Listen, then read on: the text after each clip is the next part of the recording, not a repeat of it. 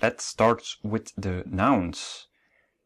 So the first one is yum, plural yim. It's day. It's the same as giornata. So you know now two ways of saying a day. And ilum means today. Then there's nis, meaning people in general. Ufficiu, with the plural uffici, is office. Ministeru, with capital, is ministry, and the plural is ministeri.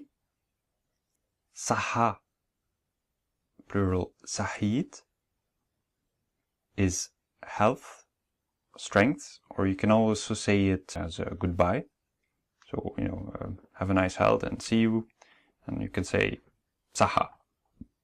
Then there's skola, plural skeiel, is a school. It's very similar.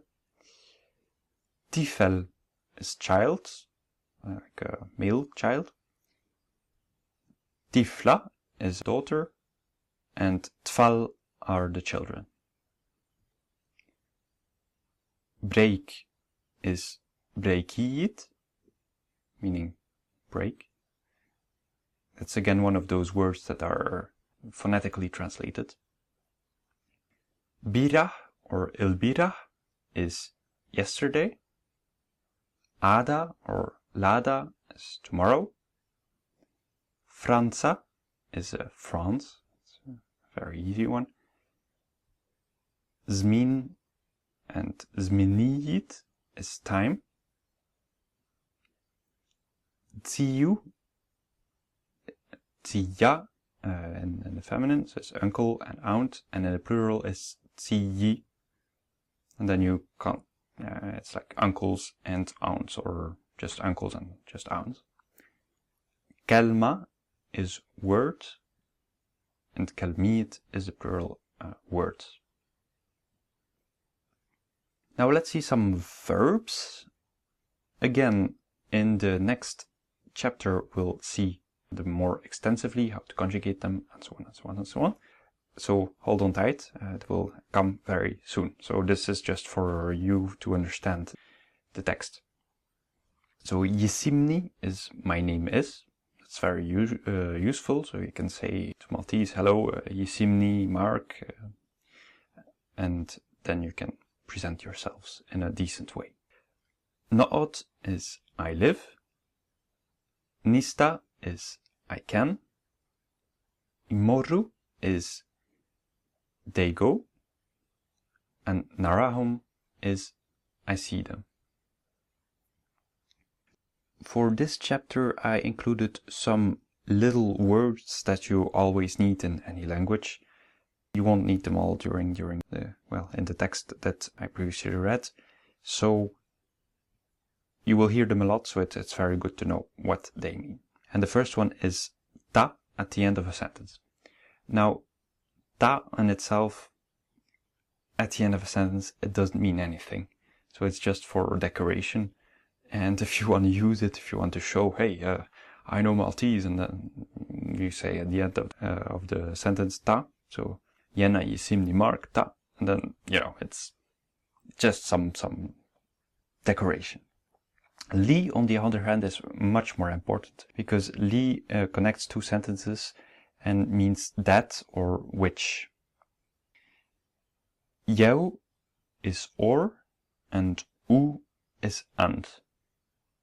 Now, if you remember the third person in the singular of the verb to be, it's hu, because the h, the aka, is not pronounced. It's the same as u, and there's no way of knowing whether you mean the form of the verb to be or and, so you have to know that from the context.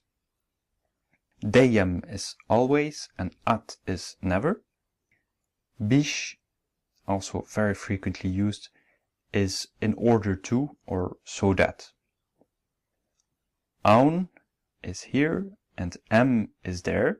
Sometimes the Maltese say aunek or emek. It's mostly the same. It's,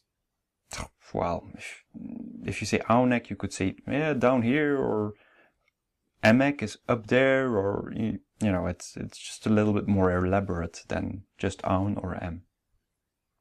Issa, very frequently used in the beginning of the sentence. You will hear them saying Issa, and then they will continue, which you should not mix with Isma, which is listen in the imperative form. So Issa is now, and Isma with an M, the M from hem, is listen. Fu is on, about, or above, as well as in above in a building, so on the first floor, you would say al fu. Hadain is near. Mbat is similar to mela, and it's often used with a u, so an and, in front of it, so we would say umbat. It's just to connect two sentences, and it doesn't mean much. Forsi is maybe. Shane is nothing, and kolosh is everything. Min and min, they sound the same because you can't hear the difference. Min with double N is from, and min with a single N is wu. Matul or tul is during. They're both the same. Ma is more of a decoration.